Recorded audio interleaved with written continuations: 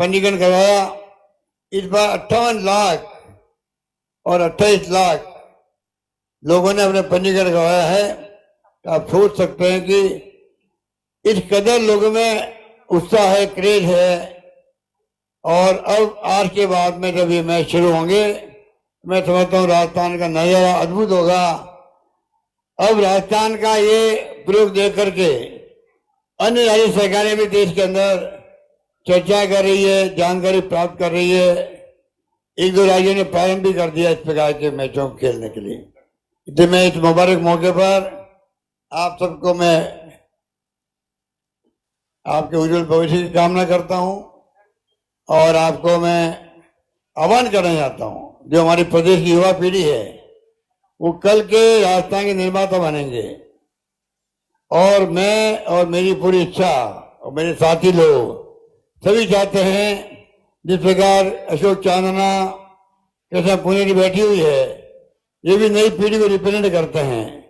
इस प्रकार से आने वाले वक्त में, जैसे मैंने बजट पेश किया था इस बार, पिछली बार मैंने किसानों को समर्पित किया, इस बार मैंने युवाओं को समर्पित किया था। आप सोच सकते हैं युवाओं के बारे में सरकार की क्या सोच है, क्या क्या फैसले किए हमने।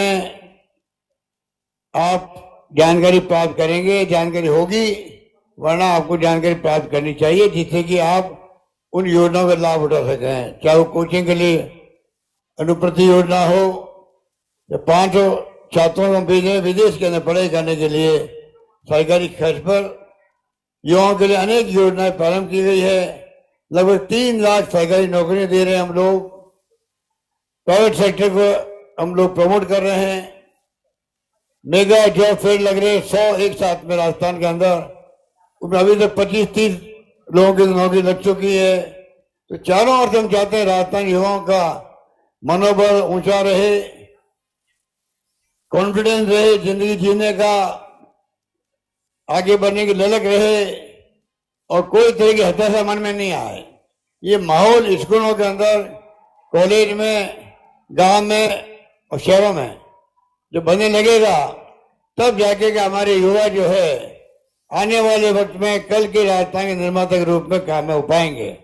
इसलिए आपको गर्व होना चाहिए, राजस्थान वो राज्य है जो बहुत आगे बढ़ चुका है। शिक्षा के क्षेत्र में, स्वास्थ्य के क्षेत्र में हमने 25 लाख का जो बीमा किया है, हिंदुस्तान में नहीं दुनिया के मुल्कों में कहीं पर भी कहीं सुना नहीं होगा आपने किस प्रकार से राइट टू हेल्थ एक्ट बना दिया है। वो भी एक बड़ी बात है।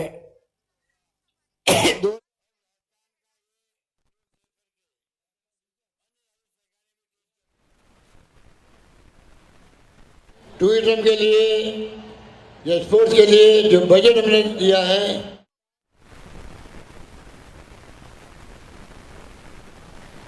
सोशल सिक्योरिटी का काम बड़े रूप में हम हाथ में ले रहे हैं हर परिवार के लिए। तो साथ देश में इतना बड़ी संख्या में कहीं नहीं है। मैं आपको आह्वान करना चाहूँगा, अपने जीवन के अंदर स्काउट गाइड है, एनसीसी है, एनएसएस है या सामाजिक संगठन है, आप स्वयं बनाएं, बने उनसे जुड़े। आप लोग समाज सेवा का जज्बा बचपन में होना चाहिए, वो आपके जीवन में और बड़ा निखार लाएगा, ये मेरा मानना है।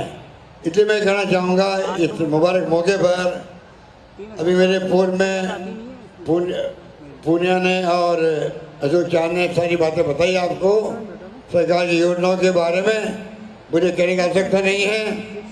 हमने कई फैसले ऐसे किए हैं जो मात्र राजस्थान में ही है, देश में कहीं पे भी नहीं है। चाहे वो चिरंजीवी योजना हो, right to health, Indira Gandhi Shahri Rozgar योजना हो, महिलाओं के लिए उड़ान योजना हो, इंदिरा रसोई हो, 1 करोड़ लोगों को पेंशन देने की बात की जा रही है, 500 रुपये में गैस सिलेंडर। इतनी महंगा होगी, महंगाई का जमाना है।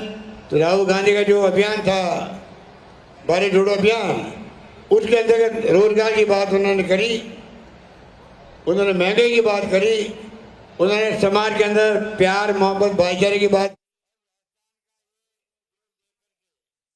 महंगा होगी, महंगाई का जमाना है, तो राहुल गांधी का जो अभियान था, भारत जोड़ो अभियान, उसके अंतर्गत रोजगार की बात उन्होंने करी, उन्होंने महंगाई की बात करी, उन्होंने समाज के अंदर प्यार मोहब्बत भाईचारे की बात करी, और गरीब अमीर के बीच में खाई बहुत बढ़ती जा रही है, बढ़ती जाएगी तो गरीब गरीब बनता जाएगा, कभी ऊपर नहीं आ पाएगा। ये भी बचपन में छात्रों को, युवाओं को समझना पड़ेगा। देश की आर्थिक नीति क्या है, देश में दुनिया में क्या हो रहा है, किस प्रकार देश में शांति सद्भावना प्यार मोहब्बत हम लोग सब मिलके रहें, तब जाकर हमारा देश एक रहेगा, अखंड रहेगा, मजबूत बनेगा। ये भावना में होनी चाहिए। चुनौती आई थी, इंदिरा गांधी जी महान नेता थी, अपनी जान दे दी, पर पंजाब को अलग नहीं होने दिया खालिस्तान के नाम पर।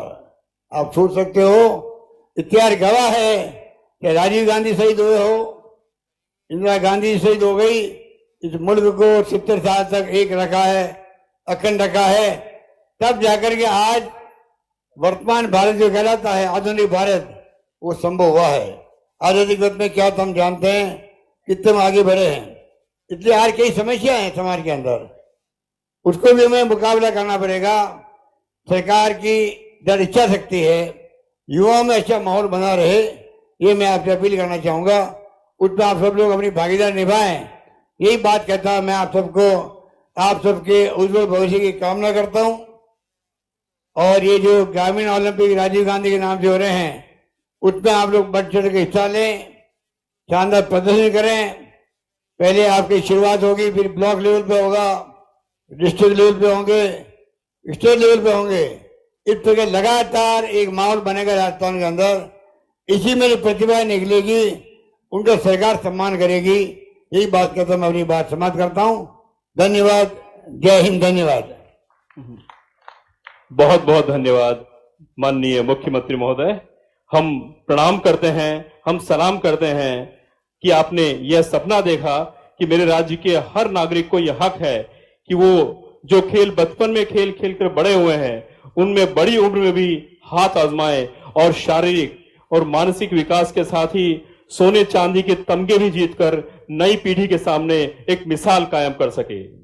और अब माननीय से अनुरोध कि राजीव गांधी ग्रामीण और शहरी ओलंपिक खेल 2023 के विधिवत शुभारंभ की घोषणा करें माननीय मुख्यमंत्री महोदय।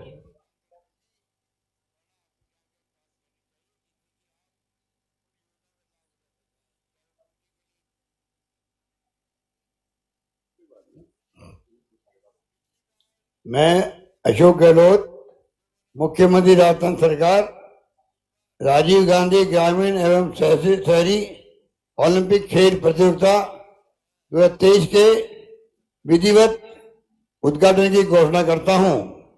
धन्यवाद। जोरदार तालियों से माननीय मुख्यमंत्री महोदय का आभार व्यक्त करते हैं। एक बार जोरदार तालियां।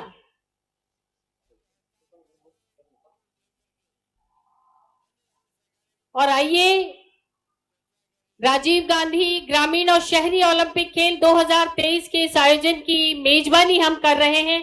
हम सबके लिए गौरव का अनुभव। इन सभी खिलाड़ियों का हम स्वागत करते हैं और मशाल की लौ की जगमगाहट इस खेल की दुनिया का आगाज कर चुकी है। और इस मशाल को लेकर आ रहे हैं सपना पूनिया और खुशी रणवीर से हैं।